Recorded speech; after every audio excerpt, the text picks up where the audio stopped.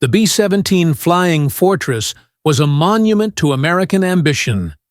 Heavily armored, bristling with machine guns, it was christened the Fortress because the strategists believed it was invincible. Their plan for winning the air war was audacious. Daylight precision bombing, deep into Germany's heartland, without fighter escort. The tight defensive box formation would protect them. This faith was the first casualty of the air war. We begin in early 1943. The first deep raids, like those on Regensburg, returned with terrifying losses. The U.S. command dismissed it as teething problems. But the German Luftwaffe was learning faster than the Americans.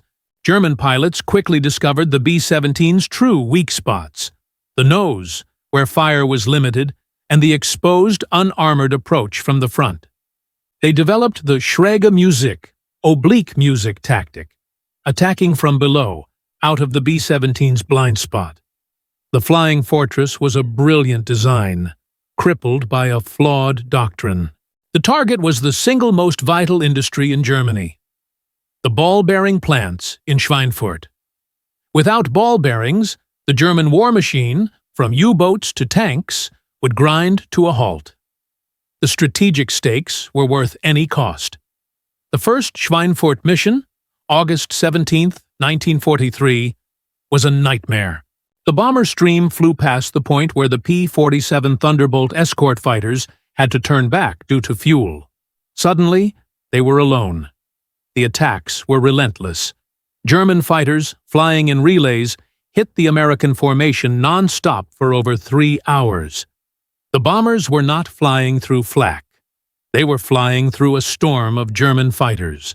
The air became thick with smoke and debris. One veteran described watching a B-17 simply disintegrate, the crew falling silently through the blue. On that day, 60 B-17s were lost. The mission failed to cripple the factories, but succeeded in exposing the cost of command's arrogance. 2 months later, command insisted on trying again. October 14, 1943, Black Tuesday. The mission was a terrifying exercise in fatalism.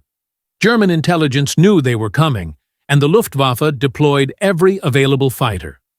The B-17 crews knew the odds. Inside the freezing fuselage, young men, many still teenagers, prepared for the unimaginable.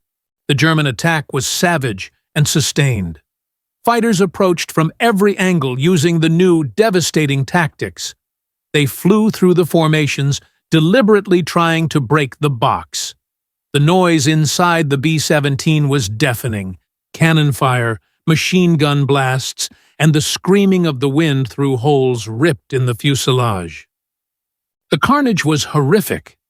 60 bombers were shot down, and more than 600 American airmen were killed or captured. The sight of planes exploding, of parachutes failing to open, permanently scarred the minds of those who returned. One surviving pilot simply landed, shut down the engines, and walked away, never able to fly again. The 8th Air Force was crippled. Command was forced to admit the truth. The daylight bombing campaign had failed, and deep penetration raids were suspended. The story of the B-17 is also the story of PTSD before the term existed. The airmen did not fight in muddy trenches. They fought in extreme isolation, where the life or death of their 10-man crew rested on a chain of fragile human and mechanical links. The constant tension, the extreme cold, the sheer altitude, and the knowledge that every mission reduced your odds of survival pushed men past their breaking point. We honor the aces who shot down 10 planes, but we forget the average tail gunner who flew 20 missions, barely spoke, and carried the silent weight of seeing dozens of his friends disappear into the clouds. The military frequently raised the required number of missions to complete a tour, a psychological game that broke men's spirit. Survival was less about skill and more about a dark lottery.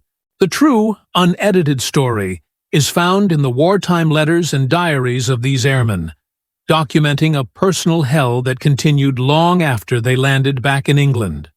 The B-17 missions, however brutal, delivered a vital lesson. Only technology could save the air war. The American aircraft industry, driven by the desperation born of the Schweinfurt losses, finally perfected the P-51 Mustang. Engineers achieved what was previously thought impossible. A fighter plane with the speed and firepower of a Spitfire, but the range to fly all the way to Berlin and back, escorting the B-17s the entire way. When the P-51s arrived in force in 1944, the tide turned immediately. The sight of the Mustangs flying above was the most beautiful sight any B-17 crewman could imagine. The air war shifted from a desperate bomber defense to a focused campaign of Luftwaffe destruction.